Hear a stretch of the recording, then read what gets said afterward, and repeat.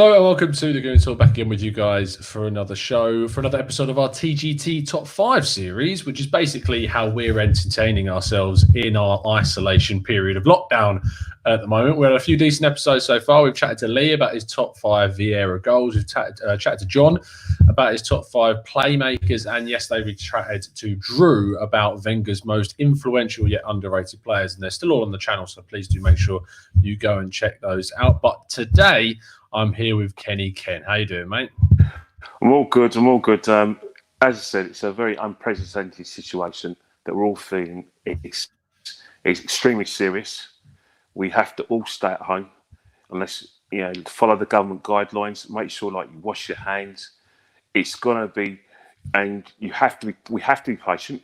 You've got to realise that even if we do come out of the lockdown, this is probably how we're going to have to behave for future times and future generations. This is a wake-up call for everyone in this country that we have to be more careful about social distancing and more careful about personal hygiene, because I think we've been very, very complacent, and I do say to football fans as well, maybe the way that we watch football is going to be very altered. Don't be surprised we have situations where we have reduced capacities of football grounds because of social distancing, because I do think it's going to be the future. I'm sad to say. Yeah, it's a really odd and intriguing time. We've got to hope that we get through it. I mean, football until at least June, I reckon, is going to be done. So, got to try and make the best of what we've got at the moment.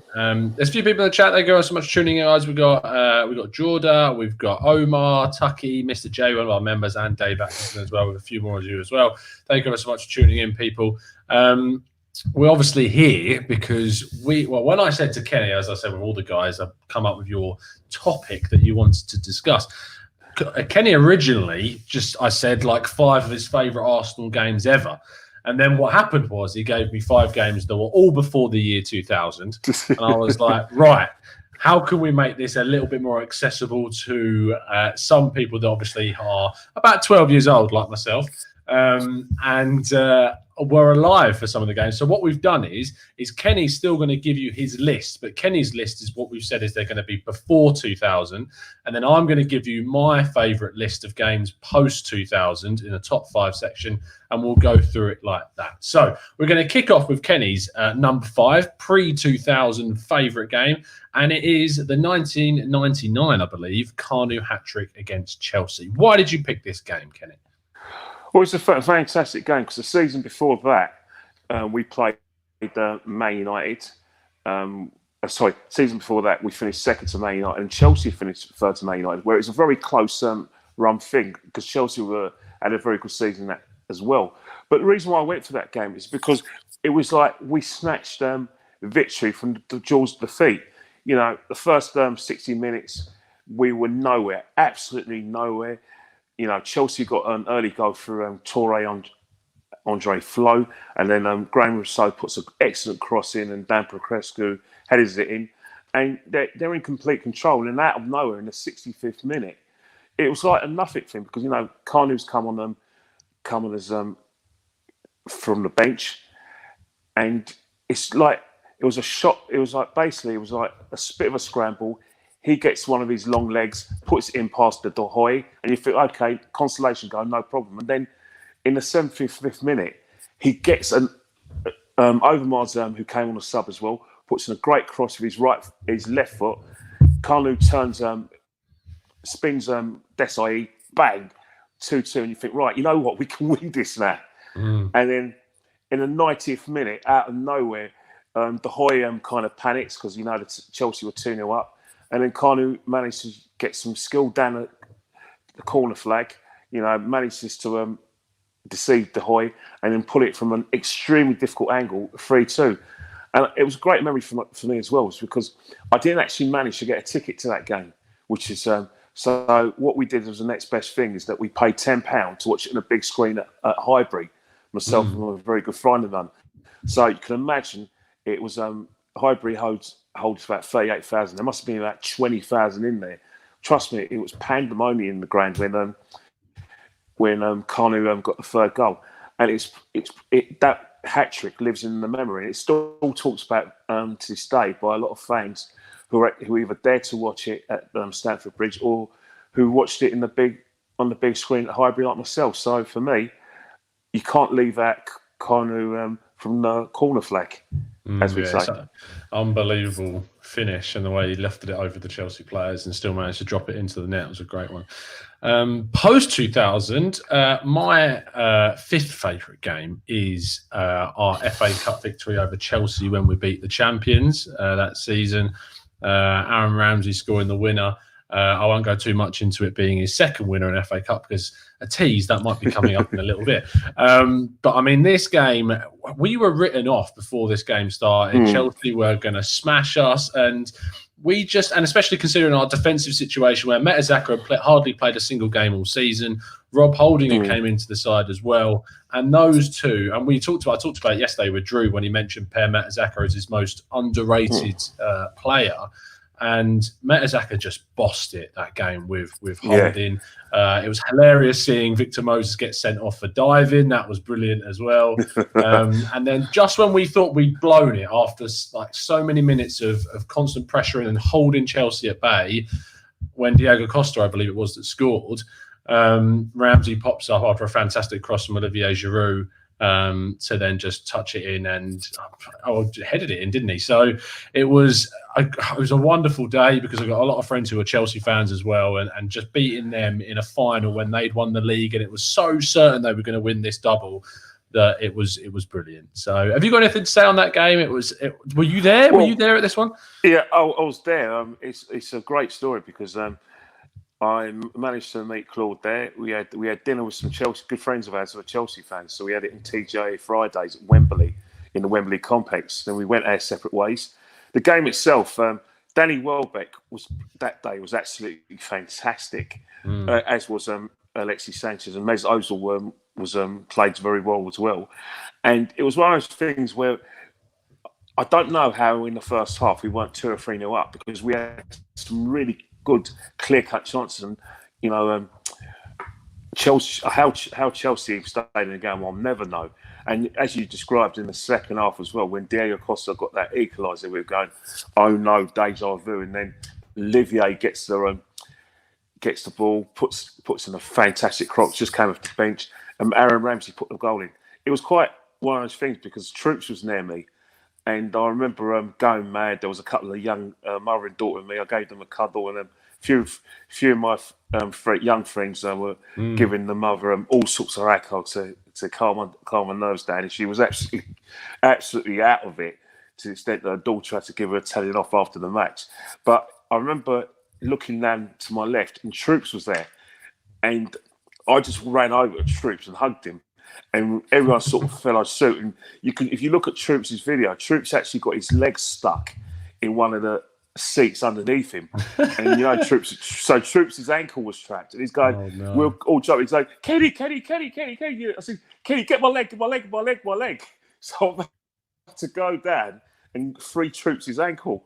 And the reason why I've laughed is because it reminded me of the time in 2014 where there was this young lad when Cavola scored the first goal in Hull, and we're up in the gods. Yeah. Same thing happened. He got his leg trapped. His dad was too busy celebrating with everyone else. And I thought, you know what? I wanted to say to Dad, your son's got his leg trapped, so I had to free the son's leg.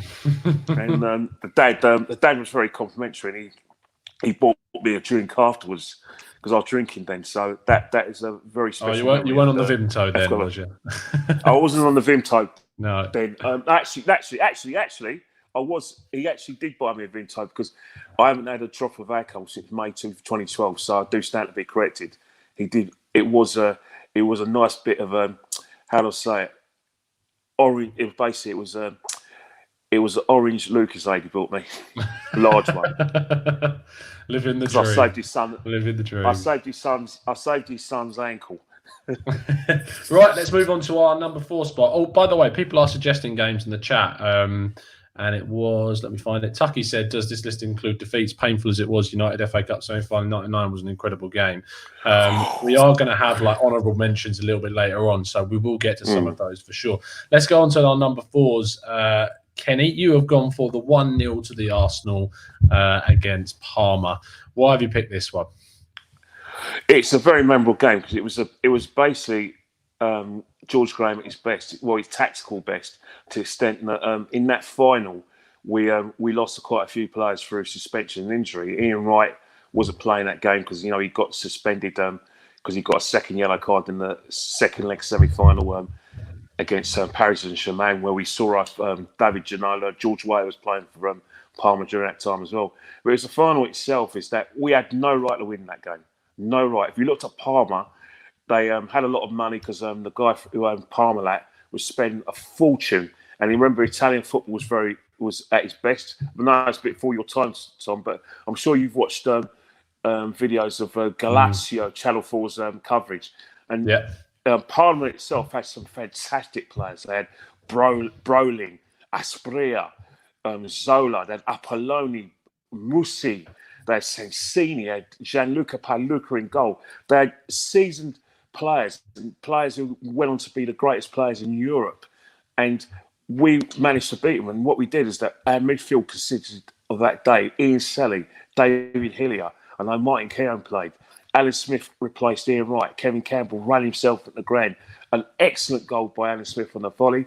But one thing you can't forget was the performance of David Seaman. That save from Zola, one-handed, and then Brolin hits the post, and Aspria was like terrorising us. But we stood firm, and it was for me. It was the first time I actually remember, because hearing the 1-0 to the Arsenal, the tune of the Go Test, because I know we take it for granted, but Go West actually had a massive tune during that period, and we managed to synchronise it to 1-0 to the Arsenal, and so for me that brings great memories. And it was probably George's last hurrah, because little did we know there was problems in terms of the transfer of Paul Lyderson and Johnny Jensen, where he was given an unsolicited gift, and say no more.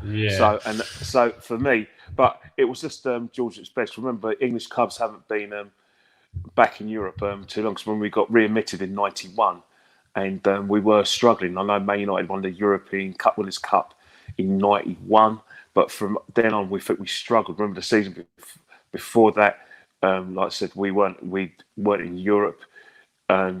Well, we were in Europe, we kind of struggled. Then the season when we won the league in '91, we struggled in the Champions League and we got beaten by Benfica. So it was like a steady progression. But for me, that is legendary. And people still talk about it today. I'm sure you've had conversations with Lee Judges, you've had conversations with Mike, all those guys. And Tom, I bet you wish you were there. I wish I was, yeah. I mean, it's one of those where I know it as being the game where, as you said, the 1-0 to the Arsenal, hence why I put it on the screen. Like, that's what it's known as. And it's seeing, like, obviously, those players when it was just, again, another game where odds were against us, or against a Parma side with an unbelievable team, and we somehow come through with the goods. A flip side of that is my choice for number 4, where we certainly weren't thought of as underdogs, and that's where we ended the drought against Hull City. Yes. As my number 4 choice, because obviously we was going so long without a trophy because of the financial restrictions, and we come through this amazing FA Cup run in which we beat some really tough sides. I think Liverpool were in there. I remember the game. Was the Manchester United was the second one, but the Liverpool game in this, when Podolski scored, and I think Oxlade-Chamberlain may have scored well. That game in the lead up to it was one of those nail biters. And this game, when I was at university, my first year of university for this one, and I remember going to the pub with a lot of my flatmates who none of them were Arsenal fans. And to be honest, I was gutted with my house, in terms of, not in terms of people, but in terms of the fact that I was the only one who really liked football, which is insane. So when I convinced them to go to this pub to watch this game, they sort of understood the amazement of how good a feeling is, and how amazing it was to be in that pub when Arsenal managed to turn it around. But going 2-0 down, it was just like, I was looking at the screen just like, what is going, like, I couldn't understand what was going wrong in this game.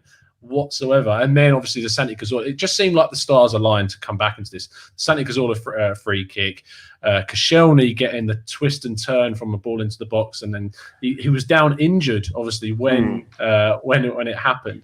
And then obviously to go into extra time for then Aaron Ramsey, who had an unbelievable season, scoring game in, game out, to get that little flick from Giroud to then hit it with the outside of his boot into the bottom right-hand corner. And when the final whistle, there's a great video clip of the final whistle where Sanya goes to his knees and Arsene Wenger and him are in synchronicity with how they celebrate. And it's just a pure relief that Arsenal had finally won a trophy. And it could have been up there for my number one personally, but from watching other games and knowing other games, it wasn't as good of a game as the ones I've seen. But as a feeling, this game is up there with the greatest feelings I've felt for my entire life. So how do you feel about this game? Well, as I said, I share your sentiments. As I said, I was there and I rescued the kid's ankle when we scored the first goal. But it was one of those things is that I just remember the whole day in itself, getting the train there, getting down Wembley Way, going to the same place. And, if you want to have a heart attack and you want to end your life, there's a lovely Chinese takeaway that sells fish and chips called the Wok and Roll at Wembley. And I managed to have a nice Chinese meal with some chips as well. And then what made me laugh is that there was this guy with his wife. She's from Hull and this guy's from London. So this guy was wearing a 1982 Tottenham Hotspur FA Cup Finals shirt. and I was looking at him and said, what the hell is going on here? He went, just come my wife, like I said, take it down, she's living in London. And I was thinking, you've got to put that jacket on, because you've got to put that jacket on. And we were having a laugh. We actually walked down Wembley, and I remember that. And I remember some Hull fans, being quite rude to some of the new attendants. So I wanted to beat them even more. But it was the whole kind of atmosphere, the tension as well, because as you said, we hadn't won a trophy for 9 years. And it was one thing you did forget to mention was Kieran Gibbs, Alex Bruce, 2-0, Hull were 2-0 up. Alex Bruce headers the ball, going in the top corner to put them 3-0 up. Kieran Gibbs heads it off the line. Yeah. A minute later, we get a free kick. Santi Cazorla makes it 2-1. It was one of those tensions. Another thing is I do remember that being with a work colleague of mine, a wife, and I always recommend, as I've told you many times, is that if Arsenal score goals in big games, you don't want to be around me, especially when you've got a 6'1" geezer who weighs about 18.5, 19 stone, and he's giving you a bear hug. You don't want to be around me. So her nephew, her brother, and her husband copped it. It was like, copped it, but they loved it all the same. It was just hilarious that we were on the same thing. But it was the performance of Yahya Sanogo. Yeah. I don't know. He came on, and for some reason he hadn't scored a goal, but he managed to create all sort of havoc in the whole defense. It was just chaos. Yeah, it's like Alex Bruce didn't know what to do. Neither did Curtis Davies. Because, by the way, Curtis Davies got their second goal after. I think the first goal was scored by. Who got Hull's first goal? Who was it? The first? Curtis Davies got the first goal, and I think was it the other centre back? Was it like Chester or something? Yeah, James. It was James Chester. He basically deceived Fabianski by just guiding in with his left foot. So it was like that sort of game where I thought, you know what, this isn't no wrong. Then Koscielny gets the equaliser, and then Aaron Ramsey gets the third goal, and we just, with about 2 minutes to go, just begging the referee to blow up, because you just think that we were just destined not to win anything ever. And then when he blows up, it was just a massive relief. And then there was hugging. There was the odd tear from a few people around me, because I was thinking they generally believed they didn't want to see it alone. And then it was like one of those things where I was very hopeful, because I thought, you know what? Because we've won something, I thought this would be a prelude into us winning the league or challenge the league, because I thought that a lot of these players hadn't won anything. And I thought if they started to win trophies, that would give them that sort of hunger and desire to sort of think, you know what? We know what it's like to have a title. Let's go and make this a regular thing. Unfortunately, that didn't happen. And there was a lot of murmurs as well from people who wanted Arsene replaced, to say, well, you know what? this is probably the time for Arsene to step aside. Now he's finally won a trophy. We Especially, said that after every one of those yeah, FA Cups. yeah. Especially after you know, the fact it's a competition he fell in love with again. But you know, it wasn't to be. But it was great memories, and I share your 100%. sentiments on that game. Moving on to our number 3 slot, you've gone for the League Cup North London Derby replay in 1987. I remember listening to a podcast. I think it was on the Football Ramble because they do their greatest games show. And they had John Cross on, and I think he brought up this game as his greatest game, just because of what led to it and what went on during it. So why have you picked this one then? Well, just going back to John Cross's point, John Cross was writing early years. He used to write for the Islington Gazette, and he's a balmy Arsenal fan. So when people have a go at John Cross about him, you know, being, you know, I said probably detrimental to football club, they don't know John Cross very well. He is an absolute Arsenal tragic, and he was definitely at that game. And the reason why I've chosen that game is because it was when that season I actually believed that Arsenal could actually challenge for massive honours, because we went 8 years without winning a trophy. We had the turmoil of Terry Neal getting sacked, and Don Howe losing his job because Arsenal went behind his back to go and approach Terry Venables from Barcelona. And then we got George in. It was that, I feel a lot of the affiliation to that team because, you know, Rocky, Adams, Hayes, Quinn, Vivi Anderson was our experienced right back. Kenny Sampson was our experienced left back. And it was just like, it was bringing the kids through. Mercer came in later that season, so Michael Thomas. But it was one of those things where I was thinking, I fell in love with it. And also, it's against Spurs. But the thing that really strikes me is that we beat Spurs in the league in January, a game I was at, we won 2-1. And then what's happened? We played them in the first leg at Our Grand, and we were probably overconfident, and they deservedly beat us with a Clive Allen scored a rebound on the volley. And one of the things that's very poignant is that in the second leg, Spurs went 1-0 up.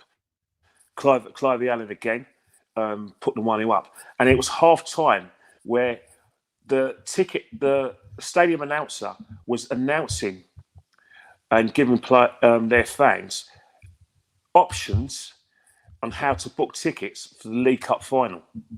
They hadn't got there yet, but they were winning 1-0. They were 2-0 up on aggregate, and their stadium announcer was giving them information for the Little Wars Cup final at Wembley, a game that they hadn't, that hasn't been started, a game that they haven't actually won. Now, if that isn't motivation, I don't know what is. And then Vivi Anderson makes it 2-1 and accurate, gets the equaliser on day, and then Niall Quinn, brilliant goal. And then we go into extra time. It's 2-2 on aggregate, and it's the replay itself. It's the anticipation. I was actually very confident we'll beat them, but again, you've got to realise that time Spurs had a superb team. They had Ardiles, Hoddle, Clive Allen. You know, Ray Kemps was still in goal. They had Richard Goff at the back. They had Gary Mabbutt. They actually had them individually. They were better than us in terms of big names. But we always, because we worked hard as a team, we played the team. They were a team of individuals, and we were a team, hard-working team.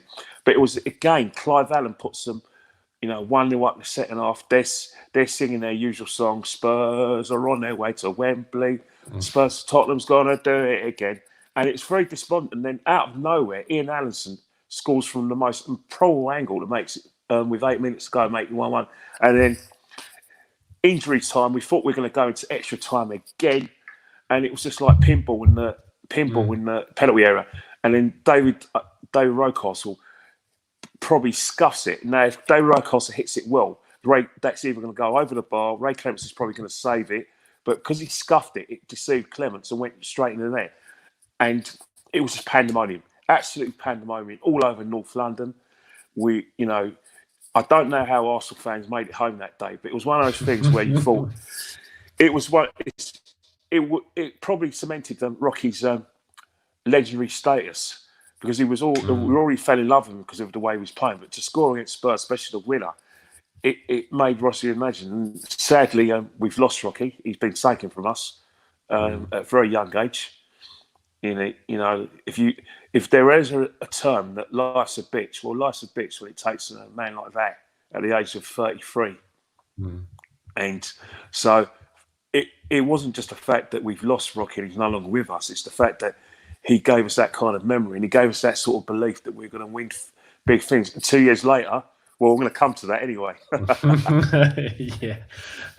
Yeah, definitely. Obviously, my memory of that game comes from watching videos and comes from listening to podcasts. But it is the what you mentioned there about how they were announcing how to get tickets to the final is so Spurs-esque. And as Chiellini would say, it's the history of the Tottenham. So yeah, that was definitely on for it. My number 3, post 2000, isn't one. I'm not sure it will get into other people's top 5s, but I've put it in there, and it's the Gunner Galactico when Thierry Henry scored in the Bernabeu and we won 1-0 against Real Madrid. Now, for me, this just was the pinnacle of what Thierry Henry could do for me, because he dragged us to win that game that day, and the goal and just completely mirrored the way in which he epitomises Arsenal of running with speed and skill and close control, and then the finish at the end of it. Like, he was just unbelievable that day, and I've put it into my number 3 slot because whilst we didn't win anything in that game, and it was on the way to us not winning the trophy, which I can't even mention because it's so painful, but it was just beating Real Madrid gave you that sense that this is Arsenal's time and the Arsenal can do this. And I had to put this game in there, and I love the commentary that goes with it, and obviously watching it on the TV at the time. So from a very young age, I must say, and I actually was 12. But the point being that it just sticks in my memory of just watching it on TV. I'm not sure, is it Darren Fletcher or was it Guy? I think it was Darren Fletcher that does the commentary. And he just nailed it. He absolutely nailed it with the commentary, and it was brilliant. And I love that one so much. Omar in the chat says that he won us that game single-handedly, and it was 0-0 at Highbury, wasn't it? And they just had such an amazing team. What would you do? Were you at the home leg for this, or? I was definitely at the home leg, and it was a game that was full of a lot of tension because although we had the advantage and we had the away goal, it was still half time. And you looked at the team; they had a fantastic team. Zidane was in his last season. They had Nazario de Lima, the original Ronaldo, and they just had glittering players. They had Guti playing for them. Beckham. Beckham was playing as well. Casillas was in goal. And Lehmann actually came to his own because he made some very good saves and he actually marshalled their defence. But in terms of that game in Bernabeu, it was one of the things where I thought that it was where Arsene Wenger kind of surpassed him, because it was very interesting because that season we nearly didn't qualify for the Champions League through the league because Spurs were having a very good season. They were neck and neck with Spurs. And I think that's when we were very much soft Arsenal in the league. We were losing the games away to Blackburn, lost Chelsea home and away. Man United turned us over. Liverpool turned us over. West Brom turned us over. In fact, every time we went to the north, we got battered. And I think we were very much feeling the loss of Patrick Vieira. But in terms of that season, Arsene Wenger developed a formula where we made ourselves very difficult to beat. We used the late, God bless his soul, Jose Antonio Reyes on the sort of on the counter attack down the left wing, where he managed to not only start our attack, but he gave Henry support. But that goal, the way he just turned of pace, got himself away from the defender, left foot shot past Casillas. It was one of those things where it was just ecstasy. It was ecstasy because, we don't play Real Madrid often. We don't actually beat them as well. And it gave me that belief that we could actually. That's the last time we did play them competitively. Definitely, yeah. And it was a lot. It gave me that sort of belief that we could actually go and win this. You look at subsequent games. We away from home, we were very difficult to beat. And I believe we only conceded before we got to the final. We only conceded 1 goal, which shows how well we did during that Champions League campaign. And it's such a shame that it didn't. We went down to 10 minutes. It's such a shame that we didn't kick on from there. Yeah. On to our number twos then. You have gone for pre-2000s, the FA Cup final against Manchester United, where we won 3-2, I believe it was, in 1979. Why have you picked this one? Well, it was at the time, I was a young lad growing up in the London Borough of Islington. I became an Arsenal fan mainly because of my mum pressurised me into it. Yeah, I was 7 then. It's my mum really pressured my Arsenal, like I said, connections and my love for the football club comes from my mum. No one else but my mum. My mum insisted that me and my brother supported Arsenal because she was such a passionate football fan. She can recount everything from 1974. She loved Cruyff, Pele. She loved even the modern football, and it was her who was taking me to Arsenal as a kid because I was born in Liverpool Road, which hospital Royal Fleets no longer exists, and our first house was at Albert Park, and then we moved to Crouch Hill, which is an Arsenal area, and then we moved to Andover Estate in Finsbury Park, and I just remember the day, being only 7, and I remember all the houses on the estate, they all had flags commemorating the FA Cup final, which means so every house you went was an Arsenal flag or a poster of an Arsenal player. So cup final fever on Andover Estate in Finsbury Park was pandemonium. Even if you didn't support Arsenal, everyone got involved. Even the Tottenham fans were got involved, although they kept themselves scarce. But it was one of those things where you remember watching it and you remember thinking, well, this is a bit easy. Brian Talbot makes it 1-0. Frankie Stapleton scores a header. And then it's just a procession towards Pat Rice getting a trophy. And in the last 5 minutes, out of nowhere, and I mean out of nowhere, Gordon McQueen scores from, like I said, a free kick set piece. And all of a sudden, we're panicking. In the last 2 minutes, Sammy McElroy, again, managed to show a bit of skill, beats a couple of players, and then he hits a shot with his left foot, which probably trickles and bounces, and it was like it went in past Pat Jennings in slow motion into the corner of the net, and you're thinking, oh my God, what's going on here? And you're thinking extra time, and Man United had the momentum, and then in the 89th minute, we go down the pitch.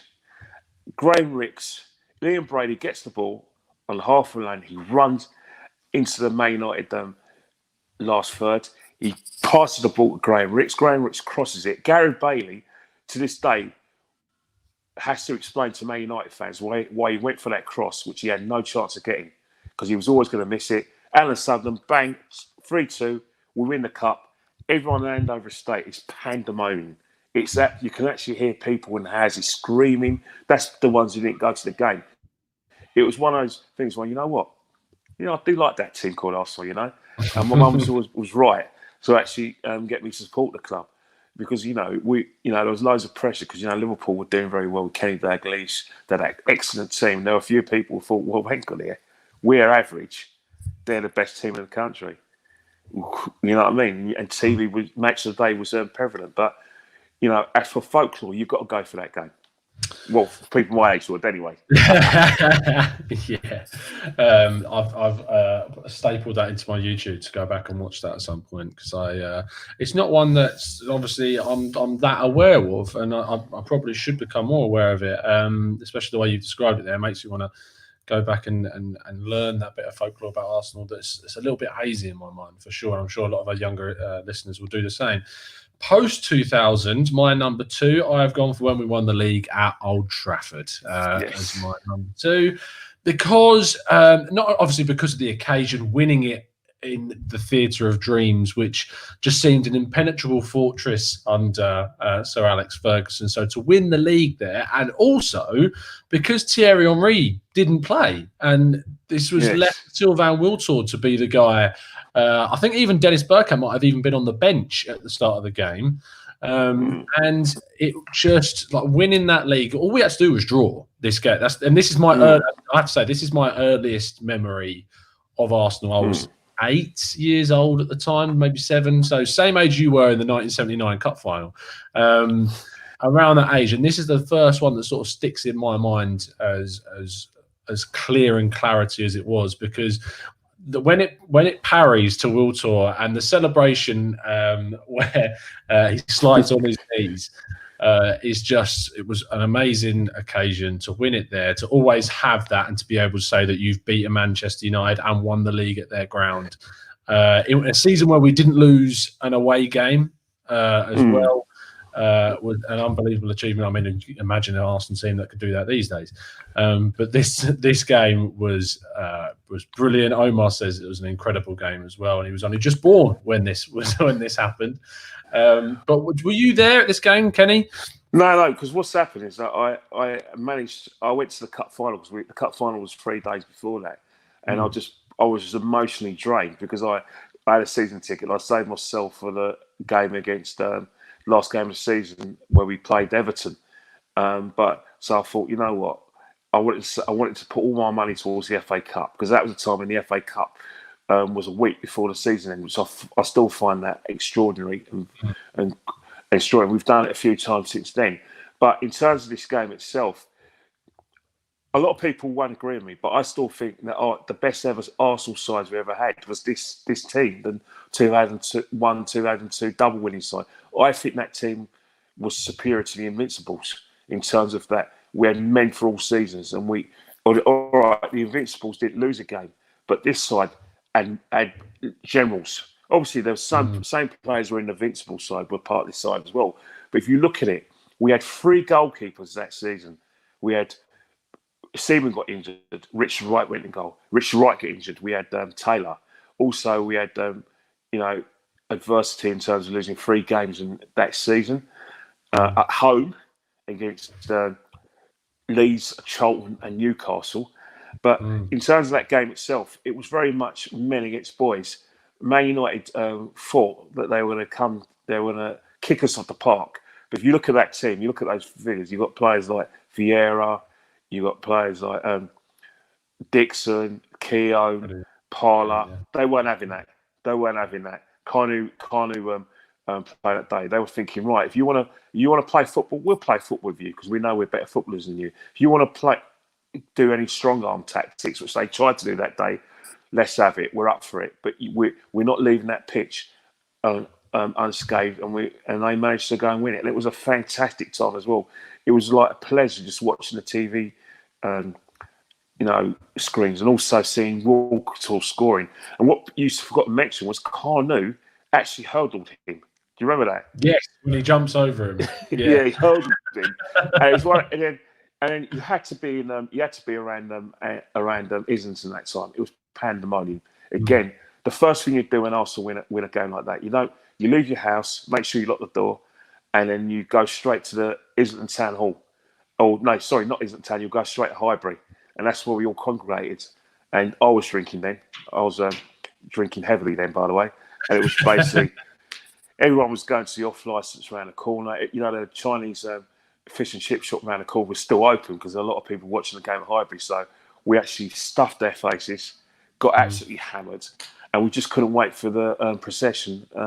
Last game of the season, 3 days later, against Everton, where we actually, well, basically, it was actually quite a close game. And Thierry played that game, managed to get himself fit, and then seeing the trophy alongside the FA Cup.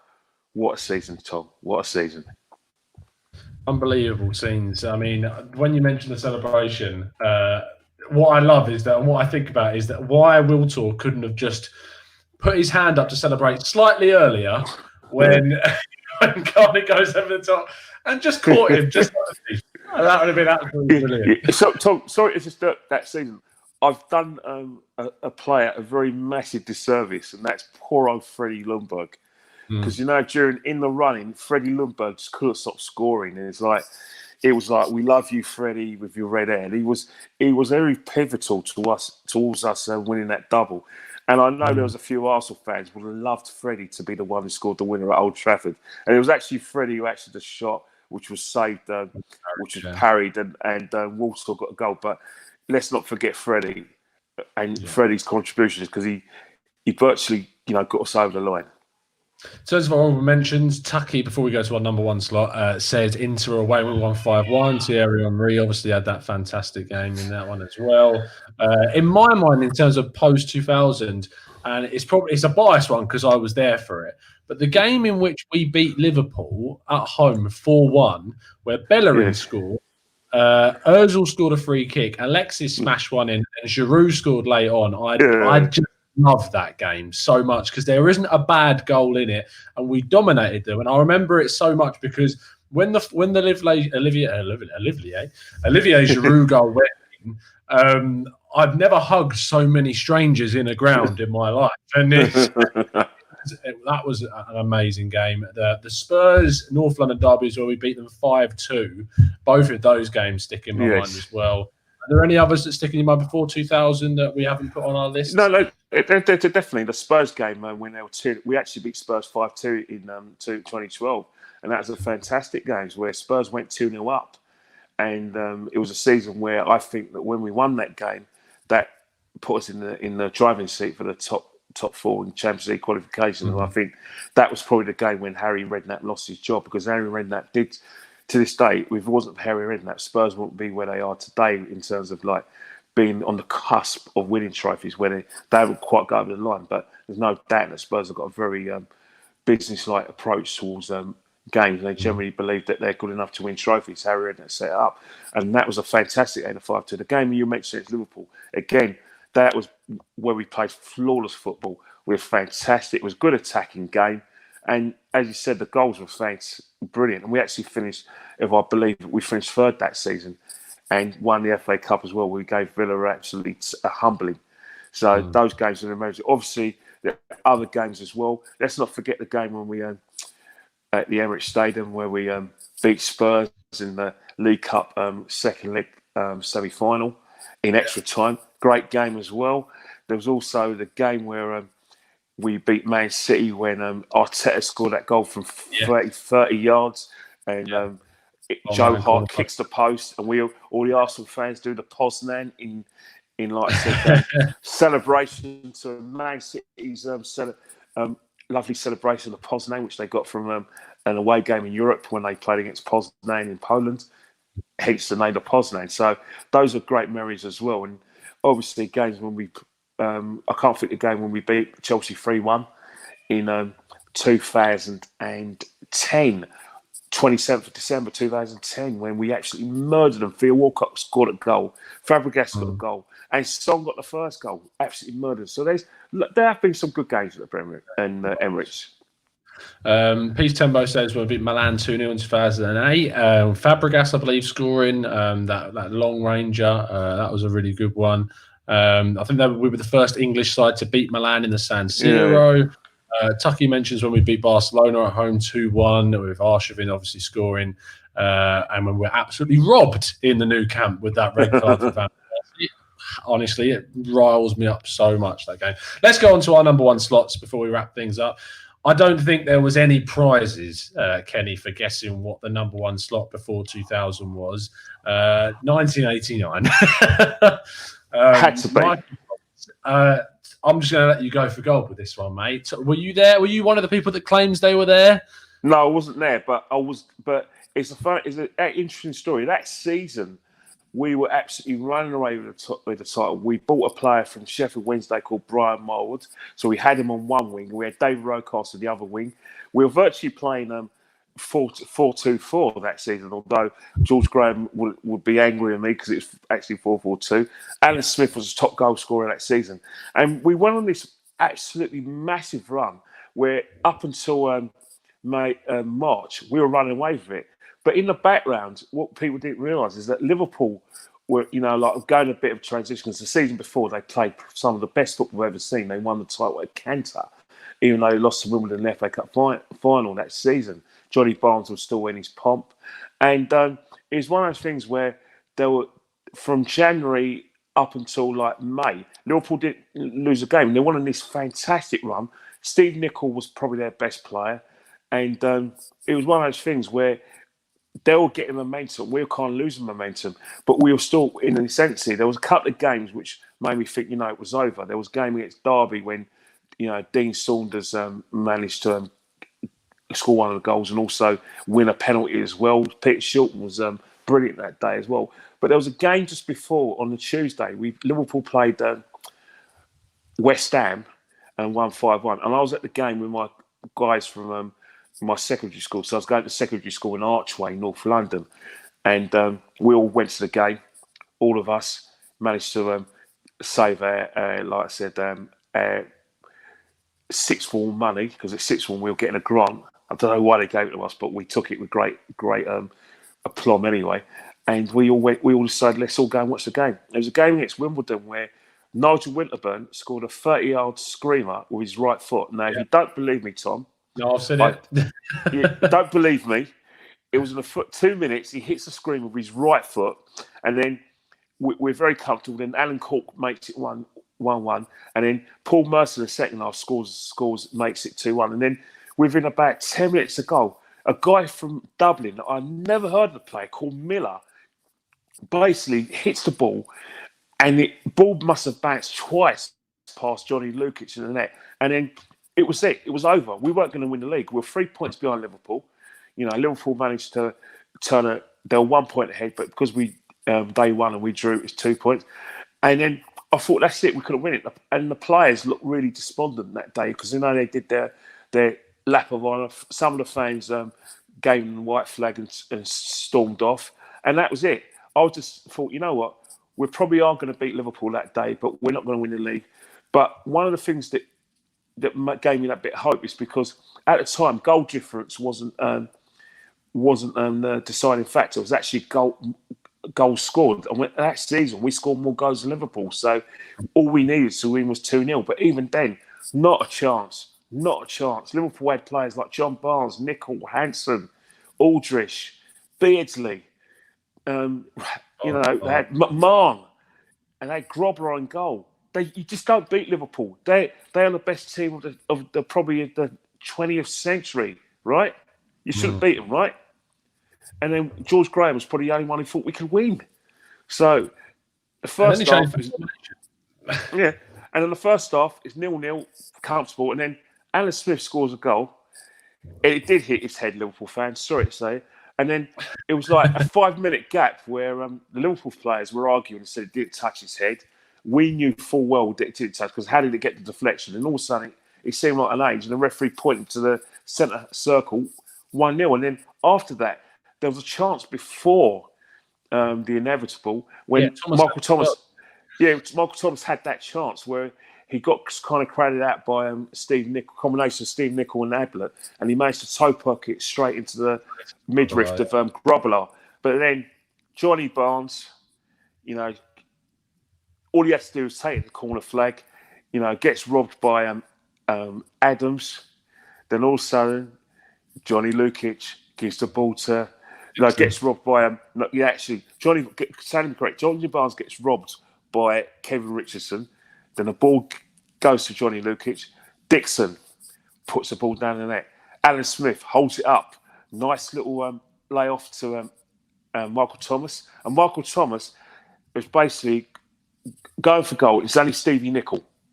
So if the ball bounces perfectly for Michael Thomas, then Michael Thomas is through and goal, and he's got his second chance to win the game for us. So he's going through and goal, and out of the corner, Ray Houghton is about to come in.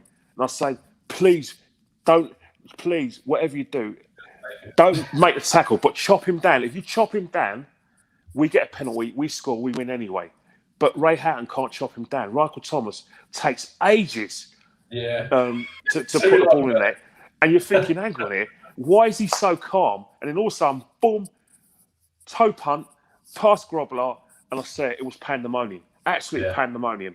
In the grounds, in all the houses around over estate. We're going absolutely mad. And I went, hang on here, why? The game's over. Blow the whistle, blow the whistle, blow the whistle. And then after the longest 2 minutes of our lives, what happens? Final whistle. The first thing I do, rather than watch the possession of the title, I basically get my jacket, run out the house, went over to a friend of mine who's in 6 Acres. We jumped around, and there was another friend of mine. I said, right, let's all go down to Highbury. And I thought, as I was on the way down to Highbury from Finchley Park, I went, "Oh my God, I've just left my front door open." So we had to run back down. Because remember, we live in Andover Estate. I left my front door open. So we had to run out and lock the door because my mum was out that time. My brother wasn't around as well because he's watching the game at his friend's house as well. So we all went to Highbury, and I was only 17 that time. So, like I said, I wasn't one of those sneaky drinkers. So basically, it was like Diet Cokes all over the place. But it was like there was no such thing as social distancing that day. So that's all I can say. and then you go to the procession 2 days later at Angel, Upper Street, and all I remember is seeing the trophy and everyone going absolutely mad, going screaming Arsenal songs. George Graham was actually smiled that day, and I just remember Perry Groves and Kevin Richardson going "Utu Utu Utu Guna," and that was the memories. And I thought, you know what? If we don't win the league again, I'll be a happy man because I've actually seen us win the league in that lifetime. I defy anyone to say there's a bigger game than that, but you might say there is. No, there is not a bigger game than that. But it just happens to be that I'm choosing after you. But it doesn't diminish one choice for post 2000. I think everyone can fairly easily guess what my choice is going to be, and that is obviously when we won the league at White Hart Lane.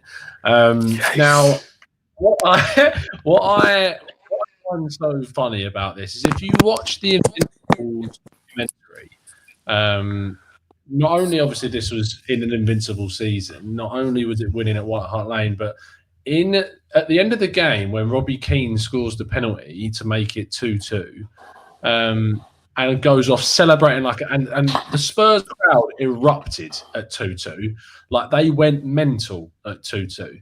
Now, how it just epitomises a club when a goal that is scored and has not yet taken the chance for Arsenal to win the league at your ground, and you're still going crazy. And Henry just turns. I can't remember who it is that he turns to. He turns to a Spurs player who is laughing. He's like, you know that we win the league. Like, we've won. All we had to do was get a point. And they were asked not to celebrate after the game because they said it would just cause too much controversy. But because of the way that Spurs celebrated their equaliser, they thought, stuff it. The scenes on television. Were you happen to be at that game, Kenny? Were you there? I managed to force myself there. Yeah, it was pandemonium. It was one of those things where, let's just say, it should only take you about 20 minutes to walk from their ground to Seven Sisters, and it should take you probably about an hour, another 15 minutes to get to your destination. We were locked in for an hour watching our team celebrate. We wouldn't leave the ground, and as you can imagine, there was like a nice little committee of thousands of people willing to give us an escort home, but not the sort of escort that you expect in a civilized society. Yeah. It was very much a do-it-yourself escort from the Spurs fans who have absolutely livid that we had the audacity to actually win the game at their ground and actually celebrate it. So, as you can imagine, there was protection for us all from A to B, and one thing is as well, I managed to. I was actually in nice clothes that day because I had to go to a mate's christening. So the christening, believe it or not, was about at 6:30. I still made it because it was actually in Camden. So White Hart Lane to Camden's not that far, is it? Even though you're getting a little kind of an escort, but you had to be there, didn't you? It's definitely one of the best things in life. And I think we've got kind of a hat trick that we've won it at Anfield, we've won it at Old Trafford, we've won it at White Hart Lane twice. Yeah. So, it's one of those things that, both men who live long in the memory of Arsenal have given these sort of great days and great memories. Because if you look at the games that we've chosen, mainly involve George Graham and Arsene Wenger. Only one doesn't involve both of them. That was the game that involved Terry Newell. That was my one. But it just shows you that you know, if you could just morph George Graham and Arsene Wenger into one person, you've probably got the greatest coach of all time. We'll probably be winning as many trophies as Man United and Liverpool. Yeah, but it wasn't to be. It won't to be, but I think we've come up with a fairly solid list. I think there is loads of things that we could have gone for in sort of the 3, 4, and 5 options. But I think in terms of 1 and 2, pre and post 2000, I think we probably nailed it there. So massive thanks, Kenny, for taking the time out of your afternoon to come on the show. Before I say, I'm just looking at the comments, and you know, Mr. J85, you know, like I said, I think. He's mentioned Reyes, and I think what it is that we've lost a few people during those memories. Their memories go back 41 years. We've lost Paul Vasson. It's been taken away from us because he had probably who scored in 1980. Obviously, we mentioned Rocky. Reyes has been taken away from us as well. And also, Don Howe's been taken away from us as well. So, and Tommy Caton as well. So, you know, when we look at Arsenal memories, I suppose you can't forget the players and managers who contributed to our great memories and sadly not with us. They've been taken away from us. In some cases, too soon. Much too soon. Much too soon. 100% well said. And thank you ever so much to everyone in the chat box today who has been tuning in and giving us your games and your memories and your debates in there as well. But Kenny, as I said already, thank you ever so much for taking the time out of your afternoon, pal. It was a pleasure. It was a pleasure. So I'm probably going to, what I'm going to do now is I'm going to go in the running machine. I'm going to go in the cross trainer, train me out at, if I've got a heart, and then just improvise. Really, you know, as I say before, Tom, to all the viewers, we're all going to be together soon. Maybe not next month, maybe the month after, but we'll all be together. We'll all be watching live football. Either we're going to be doing watch-alongs, and we're all going to see each other in the ground. So, just be patient, stay safe, look after your families. You know, listen to the government because they're doing it for the best of the country. And protect the NHS. Yeah, 100%. Speaking of which, on Friday at 7 o'clock, we are hosting a Premier League quiz, which is hoping to raise some money for charity or for the NHS specifically. So if you're listening and you're free at 7 o'clock on Friday, make sure you tune into the channel. Make sure you hit that subscribe button. You'll know when it goes live. And we'll be doing a Premier League quiz. So that should hopefully entertain your evening in, which is what everyone has to deal with and try and entertain themselves these days. But I hope you've enjoyed the show. If you have, please drop a like on the video. Please follow Kenny on Twitter at KennyKen1972. Yes, 7 years before his 1979 selection earlier on. Other than that, though, we'll see you again very, very soon. And as always, up the Arsenal. Up the Arsenal.